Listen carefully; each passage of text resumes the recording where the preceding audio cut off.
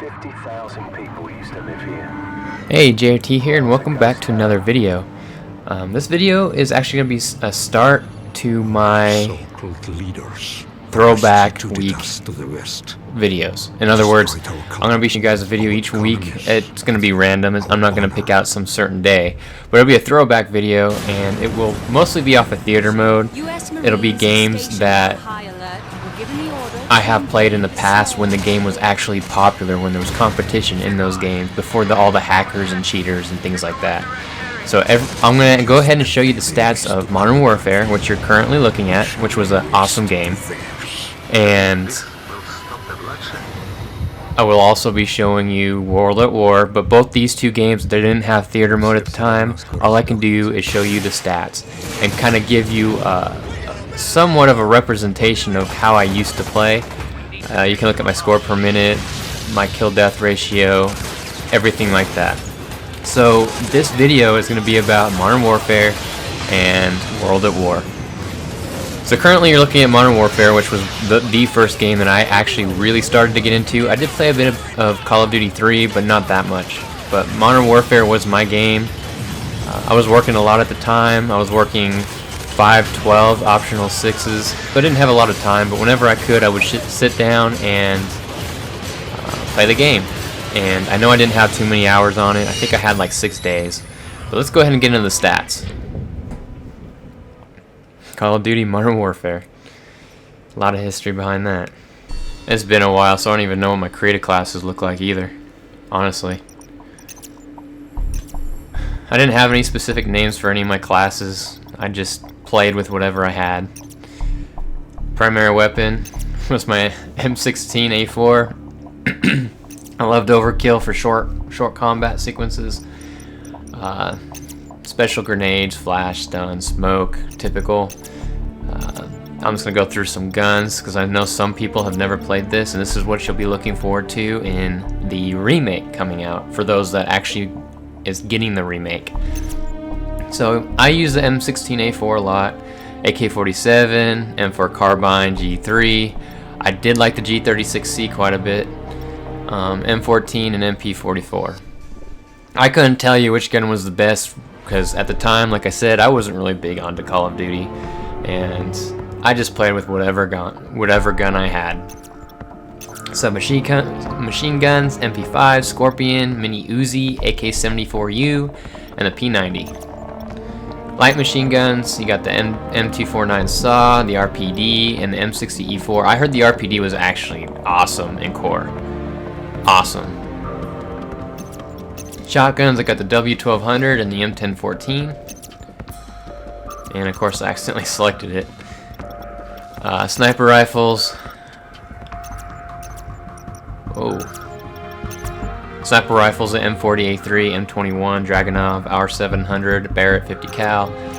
Special weapons, of course I have overkill, so you won't be able to see any of the secondaries. Special grenades, you have flash grenade, stun grenade, smoke grenade. Perks, you got C4 ×2, special grenades ×3, RPG 7 ×2, Claymore ×2, frag ×2, bandolier, and bomb squad. Currently I have bomb squad on to see enemy explosives.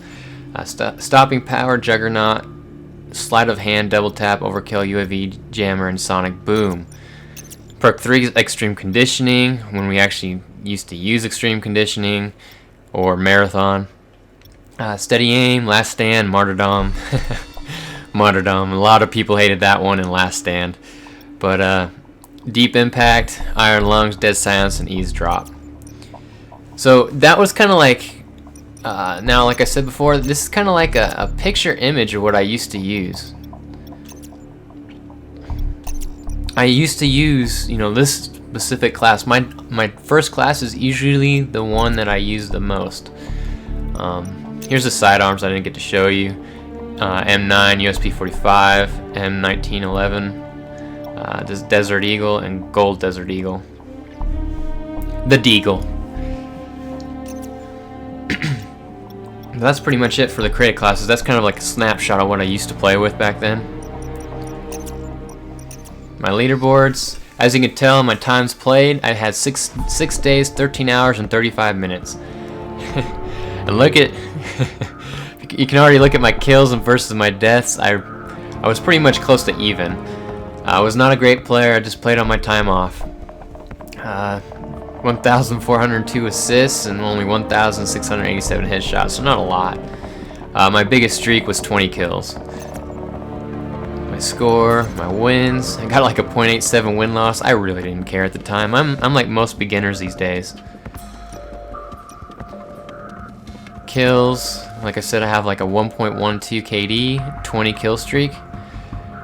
And that's about it. I didn't have anything higher than that. And my accuracy, I got 13.19% accuracy, which isn't necessarily good for core. That's usually something you get in hardcore, but not core. I did play a little bit of both in hardcore and core, because what you got here, you got all these matches here. And my favorite ones were typically Sabotage and Ground War. I loved both these. I didn't play a lot of any of the other ones. I did play Hardcore Team Deathmatch a lot, and Hardcore Headquarters I did play a lot. But anyway, that's it for MW, or Modern Warfare, and I'll go ahead and get into World at War. Call of Duty World at War.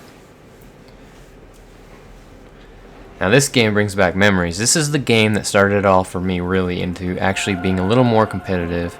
And this is where I've met a lot of my clanmates. I was just playing solo on Hardcore War. I love that game mode. Unfortunately, they screwed it up when they put it into Advanced Warfare. It was supposed to be a 9-on-9 boots on the ground game, and whenever they remake something to a feature type game, whether it's maps or game modes, they never quite fit, because originally it was great on boots on the ground type games. But let's go ahead and get into it. This Call of Duty World at War. This was, like I said, I originally started out solo, and all of a sudden I met a clan. This clan was technically, it used to be like a bullet clan. They had like a stray bullet, a white bullet, hillbilly bullet, a bunch of different bullets, and that was their clan. And along with that was leader of the pack, who was Hoove Play, and a bunch of them. Derek Man. Those Hoove Play and Derek Man were two great. I mean, they still play. I don't see Derek as much as, but Hoove Play, he still plays, and he's really good. And great. They let me into their clan. Wiggs and Roke originally saw me play. I played against the entire clan. I did great. I was pushing them back, and I got along with them. They were people that actually added me as friends, and we've been playing ever since. I don't see any of the bullets anymore, but I do see like Hoove Play. I met TJ and them later on, and you might see them in a video or two. I do still play with them till this day. But World at War was where it all started. I had a lot of memories. This was the game. I was playing it when I met my fiance, and she got into it a little bit, and yeah, it's just a lot of memories.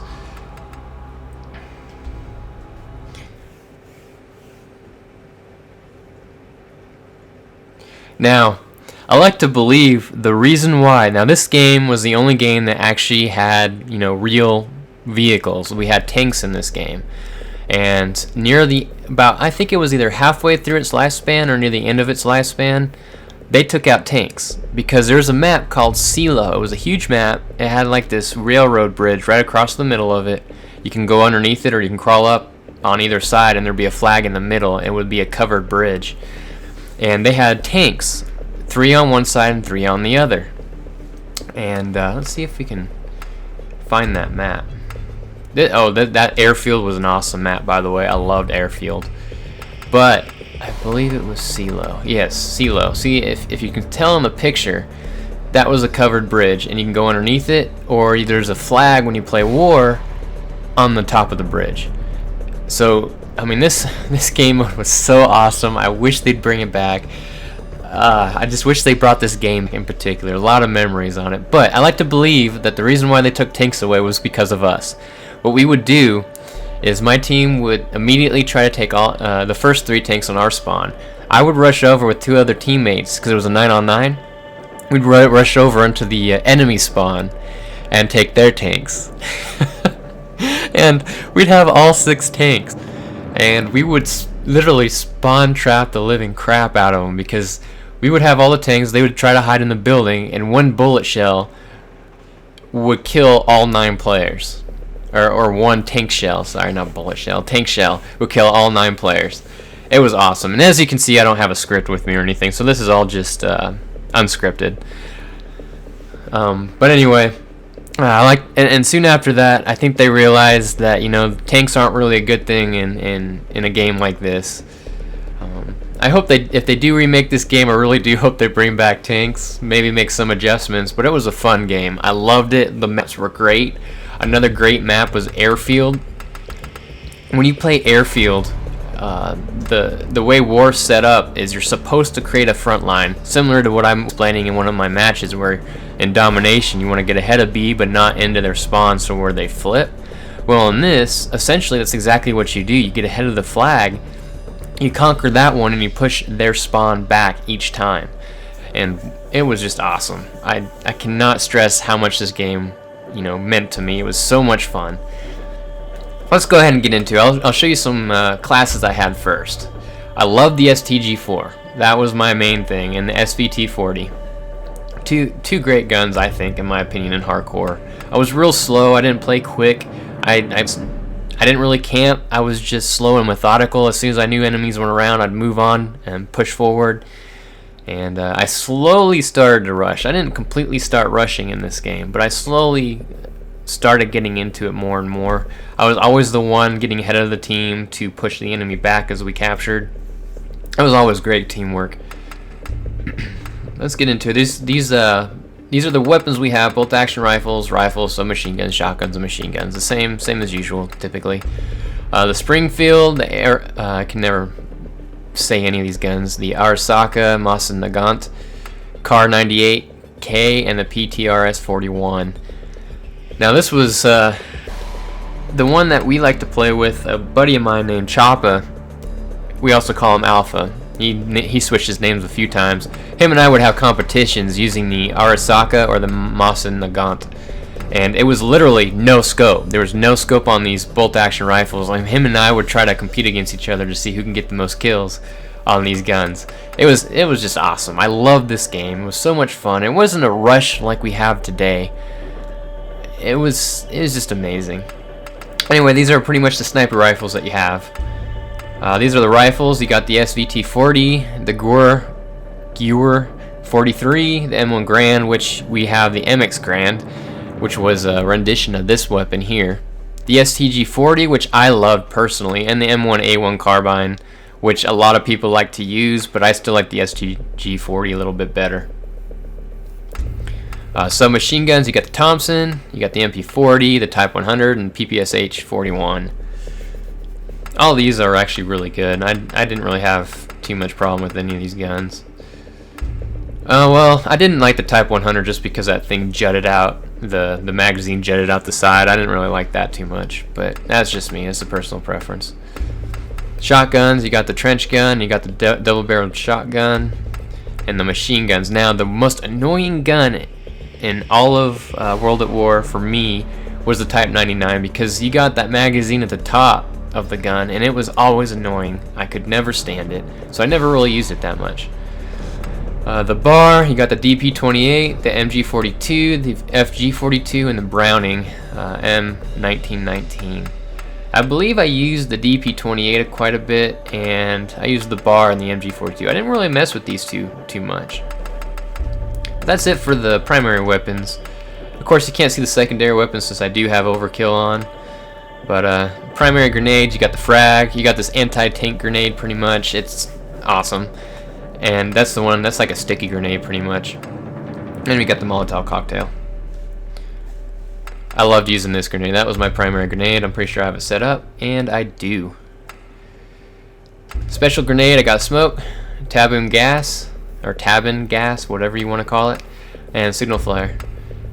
Perk 1, you got special grenades ×3, satchel charge ×2, bazooka ×2, bomb squad, bouncing Betty ×2, bandolier, primary grenades ×2, and M2 flamethrower, which a lot of people liked using in the trenches. Stopping power, fireworks, flak jacket, gas mask juggernaut, which a lot of people like to use as well.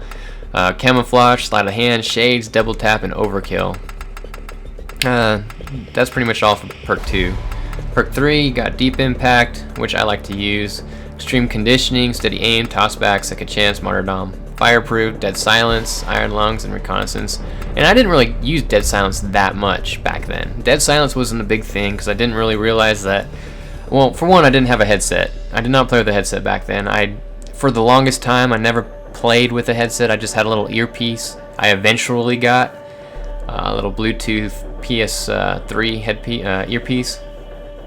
So I didn't have a headset with surround sound or anything. And for the longest time, my teammates actually didn't know, or they couldn't communicate with me because I didn't have a mic. So about more than halfway through the lifespan of this game is when I finally started talking or communicating with them. Alright, so you got your vehicle perk for the tank. You got the water cooler, greased bearings, ordnance training, lead foot, and coaxial machine gun. Of course, I use the ordnance training because it's quicker reload times. So that's pretty much it. Let me go through the sidearms real quick. You got the Colt M1 or M1911, the Nambu Walter P38, the Tokarev TT33, and the 357 Magnum. And I use the Tokarev a bit. That's what I like to use the most. The Colt. Alright, let's go ahead and get into the stats. As you can see, my best streak is 43. I played 32 days, 14 hours, and 50 minutes. And like I said, more than halfway through I was really a solo player about halfway through this game before I started playing with a team. And that's when I really started to have fun. So time played, 32 days, 14 hours, and 50 minutes. And kills, I have 130,160. Deaths, I got 48,924, and headshots 13,188. Unfortunately, my friends don't show up here anymore since it's such an old game. But I got a 912,058 score. Wins, I've got 1.64 win-loss. Like I said, I played by myself quite a bit. 35 streaks, about the best I've got. Kills, I got a 2.66 ratio. So as you can see, dramatic increase on my kill-death ratio than Modern Warfare 1. This is where I really started to get good, started getting down the mechanics, and it helps when around this time, my contract was over from where I was working at, and so I decided to move down south, and at the time I didn't really have a job, so I ended up going back to college, got my associate's degree, and during that time I played this game quite a bit. So I got 2.66 kill-death ratio. Big increase from, 1 point something that I had in Modern Warfare. Take a look at that again. Yeah. And challenges, as you can see, I've never gotten into doing any of the challenges. I really didn't care. Never have. It just never was fun for me. Never really cared at all.